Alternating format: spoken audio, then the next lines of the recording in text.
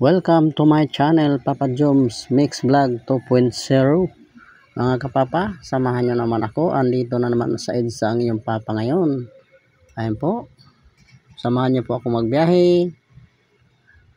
Maraming salamat po. Thank you.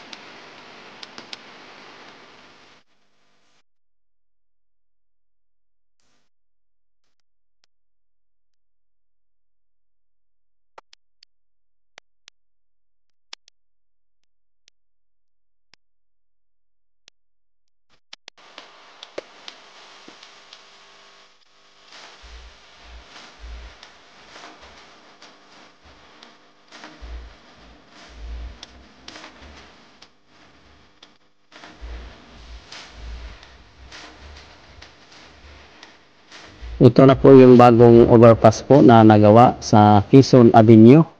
Dati po ay wala po yung overpass na yan. Doon po ang mga pasahero umakyat sa MRT station na napakataas bago ka makasakay ng bus station sa Carousel po. Ngayon po ay nagawa na po itong overpass na to. Ayan, napagawa na po ng ating government para po maitawiran ang mga pasahero na sumasakay sa bus carousel at ligtas na po. At hindi na po tayo nakadisturbo doon sa MRT kasi minsan ang mga gwardiya yun nagre-reklamo dahil sa daming tao minsan na nakapila. Ito po overpass na to po, nagawa na rin, natapos na rin sa wakas. Kaya ligtas na po mga pasahero na pupunta po dito sa bus carousel at sumasakay. Bawal na po kayo tumawid dyan sa gitna dahil nakikita nyo po yung mga sasakyan, napakabilis po. Pag nasa pool tayo dyan, durog ang katawan natin. Kaya dito po tayo umakyat sa overpass. Nasa mismong gitna po ang sakayan ng bus carousel po.